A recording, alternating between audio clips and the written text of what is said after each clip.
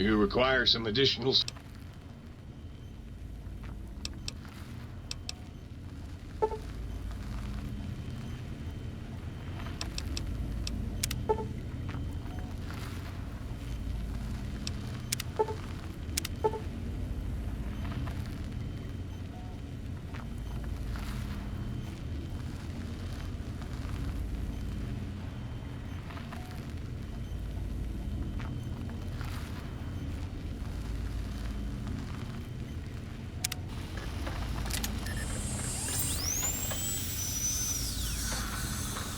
You require some additional...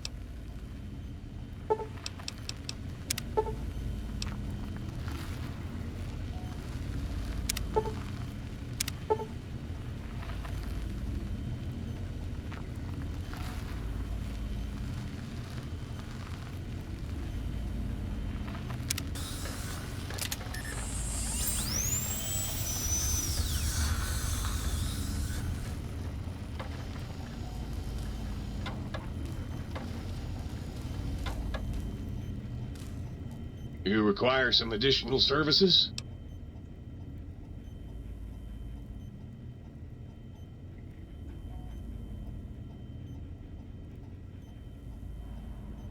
And rightly so, I should think. All right, then. Let me just fire up the old interface for you.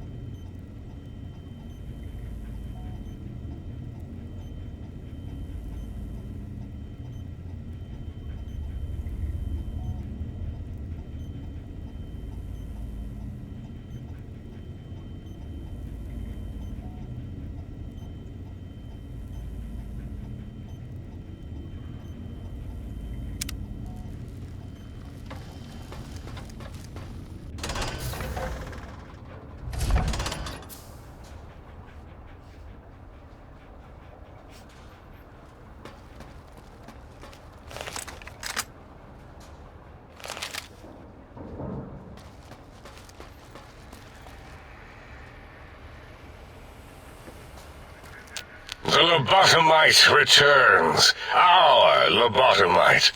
Has Dr. Mobius been denominated into scrap metal and voice module parts, as we hoped?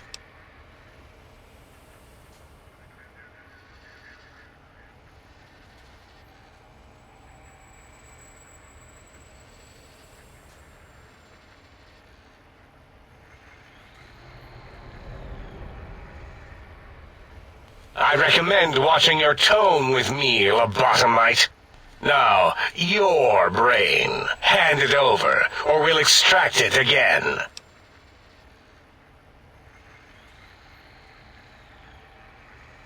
And what could we possibly have to speak about? You have the brain, we have the technology. All you must do is surrender. With it, we can finally leave this place. I cannot tell you how boring this place gets, chopping up the landscape and everything in it. And we have so many questions to ask your brain first. About this Mojave place. A fertile testing ground for our experiments.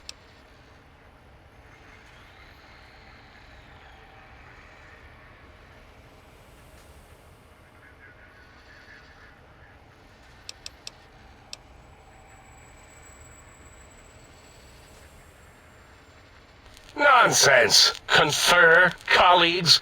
Those are two words I do not recognize. Dr. Klein, I must intersect. Please, do not harm the lobotomite. I'm not going to harm it. I'm going to dissect it until it's dead. Why the sudden intersection, Dalla?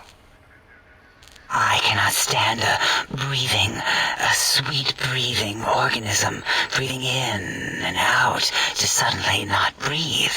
We must keep it alive. For study. Slow study. Dalla, these vocalized pauses are unlike you. What do you care? Klein, this lobotomite, it's a great sounding board. You respect ideology, right?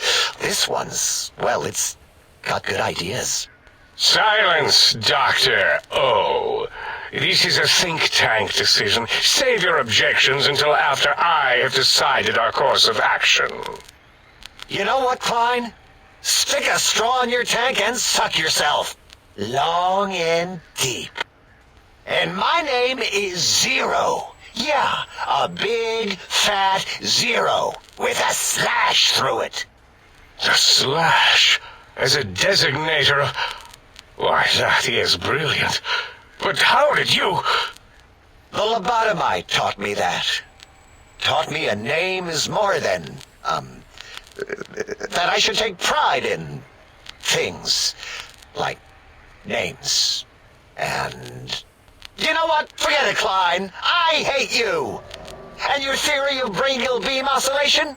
The Chinese had it first, you copycat. How dare you? Brachial beam oscillation was solely my discovery. I expressly told you that and deleted all evidence to the contrary.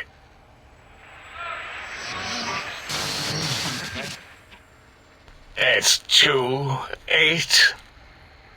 Why are you acting like this? You've never refused to commit necessary surgery before. And this lobotomite needs its surgery.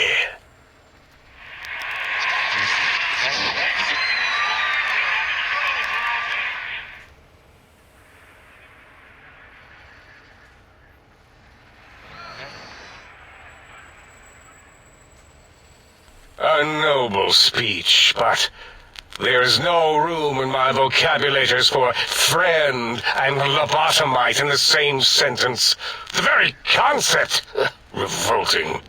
Perhaps you are irradiated with camaraderie radiation. We have chems for that. We can save you from your emotional addiction. I, for one, cannot bear to let this continue. I don't see what is to be gained by throwing another body into our labs, especially one that has done us a service, gone where we feared to go. This lobotomite doesn't deserve our knives. It deserves our respect. We should care for it, feed it, nurture it, give it the life Gabe never had. Why am I even listening to you fools? Enough of this mutinous chorus. If there's a word I hate, it's mutiny. And the word jism, which never made any sense to me. It's ridiculous putting j and zm together like that. Nonsense! I count as 5, like the mighty human hand I once had, with its 5 penises clenched in a fist.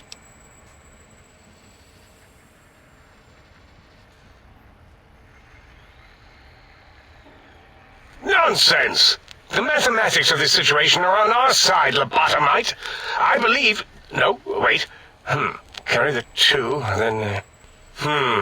If this were a democracy, I would be concerned. We are too scientific for that. So just surrender.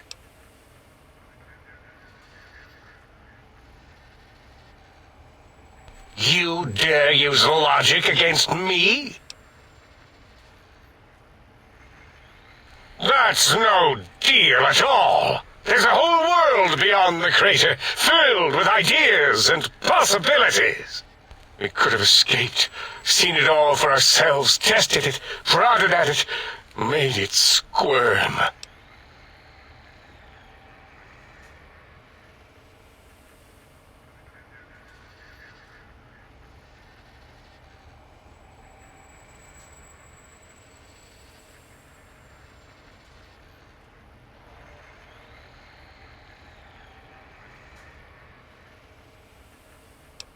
For you? And for science? I have a strange sensation that I would like that. How odd. Very well, partner. The think tank is at your service as long as you do not destroy us.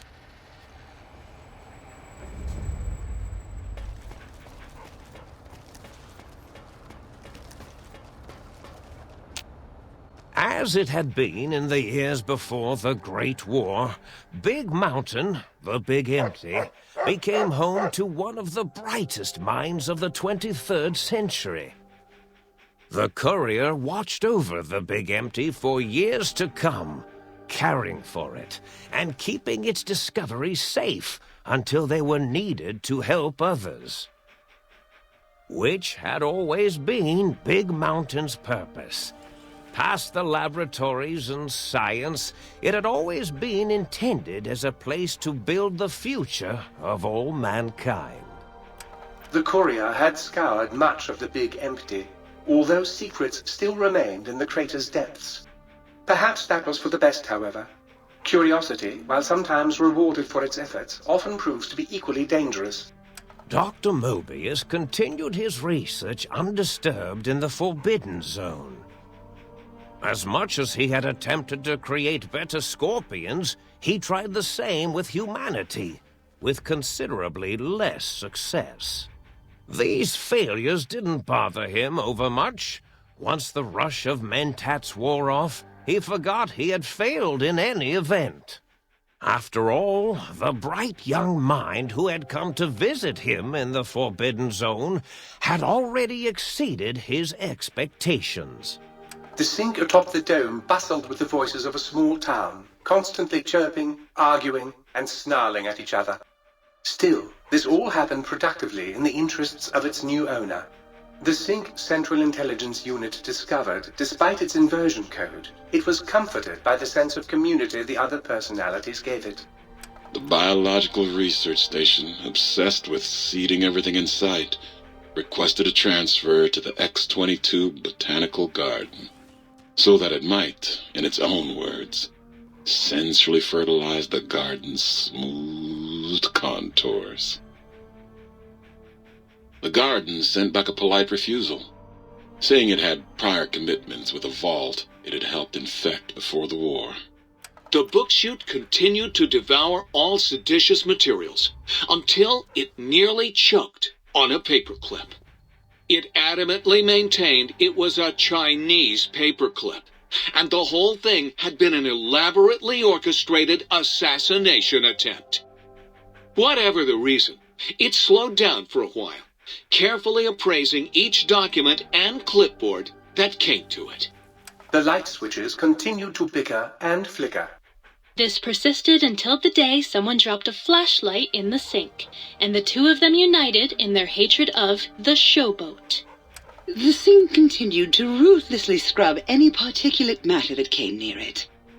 Eventually, it gained access to the magneto-hydraulics plant and nearly flooded all the Big Empty in an attempt to scrub the crater clean. Once it learned of the innovative toxins plant, however, it gained new purpose. It sought to develop antitoxins to flush into its drains and counteract the poisons bleeding into the soil.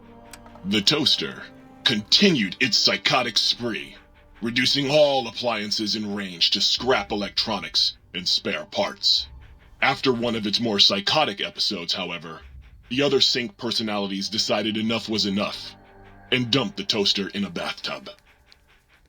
Sparking and hissing, the toaster swore its enemies would rue the day when they had bread and no way to toast it.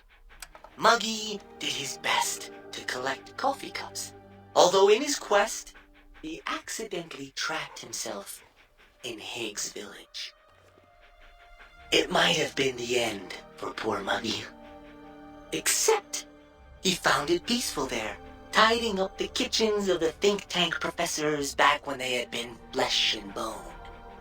Well, except for Dr. O, who was an asshole for having created Muggy in the first place. Muggy left O's house deliberately dirty, punishing the dishes and cups that lived there in blind revenge for serving Dr. O. Blind old Jefferson, with sounds the courier brought him, created a symphonic counter-frequency that saved Big Mountain from sonic invasion in 2910. If you didn't hear about it, good. It was rumored by the other personalities that he had a brief fling with the light switches. Although he forgot their names much too often and was soon left in the dark as punishment. Autodoc, always gentle and methodical, kept sewing up the courier in all the right places when the skin split open from repeated wear and tear. The Autodoc was just glad to have purpose again. It heard its simpler brothers and sisters who got shipped to the Sierra Madre were bored out of their skulls in that toxic dead city. In time, the Autodoc found a way to deactivate the Y-17 trauma harnesses, releasing the corpses they had held prisoner for almost 200 years. As the courier ran through the X-8 facility multiple times, the computers analyzed the test subject's movements. Rather than performing a superficial observation, they realized the subject barely knew what communism was, or even what a high school was. This confused them for a time, until the facility finally realized that its research had succeeded. So it let its cyber dogs out into the wastes to help protect small communities from physical aggression rather than communist propaganda. The infiltration program in X-13 felt spent, having repeatedly upgraded the stealth suit until it could upgrade it no more. It felt warm, fulfilled, and a bit sluggish. It realized not long after, the stealth suit had left it, without so much as a note on the nightstand. So the infiltration program sent out robo-brains into the wastes, looking for its wayward technology. It eventually found Repcon HQ, and set up a new research center, testing and murdering fiends who kept breaking into the facility.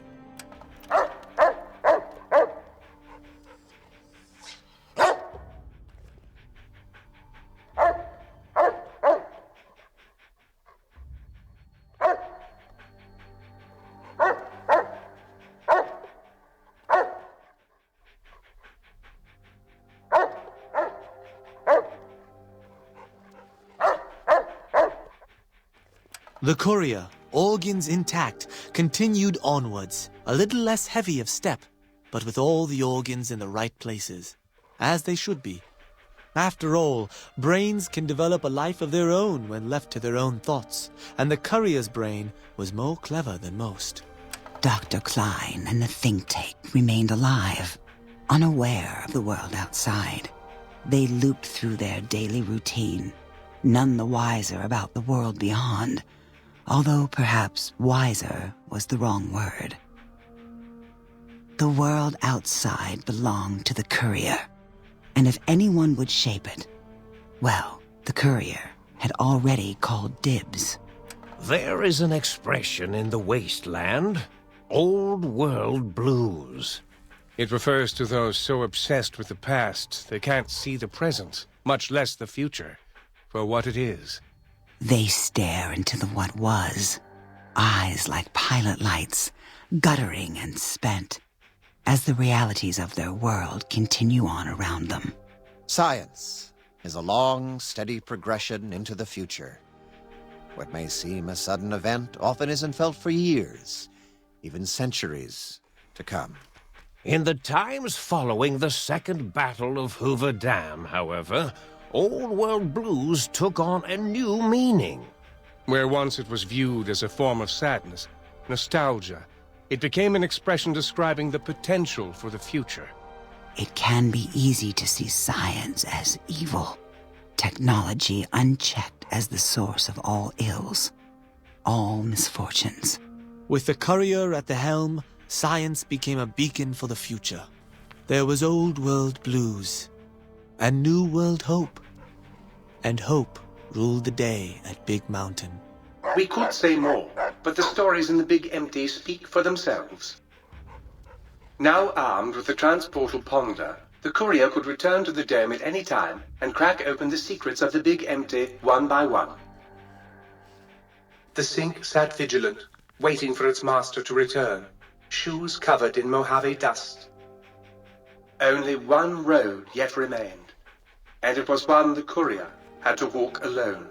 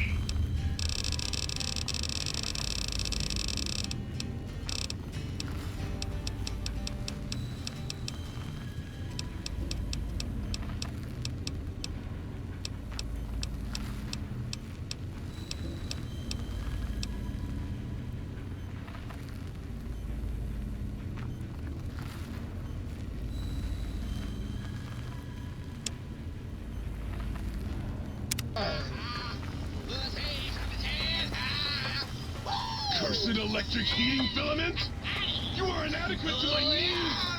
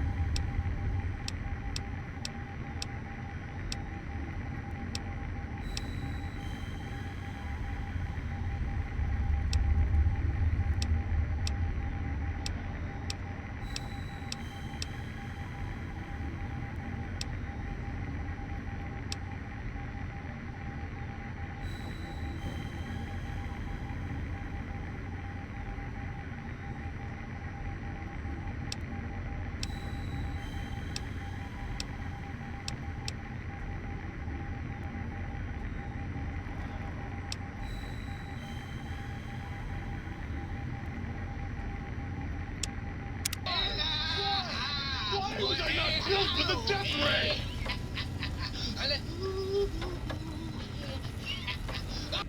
With the brains dealt with, soon we can spread our rule across the Mojave. All will eat burned toast in despair. Yes! Flee before my terrible power!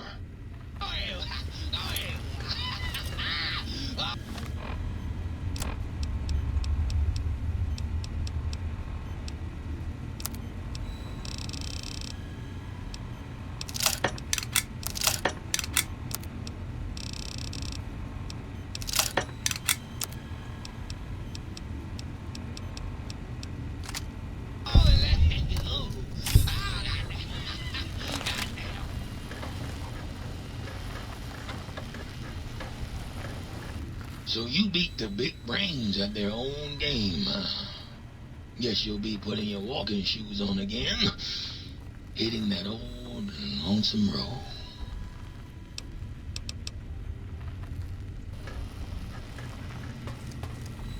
I understand you're to be congratulated on the recovery of your missing organs. Bravo. Certainly. I'm looking forward to it. You outbrained the big brains? That is so hot.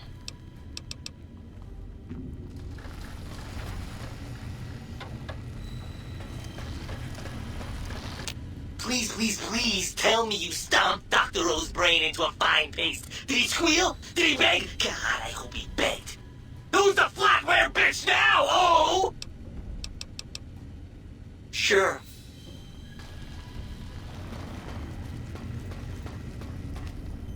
I trust matters regarding your brain were resolved to your satisfaction. Well, I'll be right here if you change your mind. Greetings, citizen. Ready to receive seditious materials.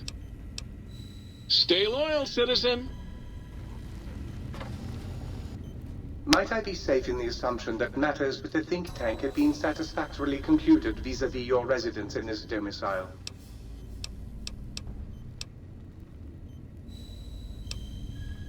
Very good, sir. And might I venture to opine that a new trilby might be just the thing to complete Sir's ensemble?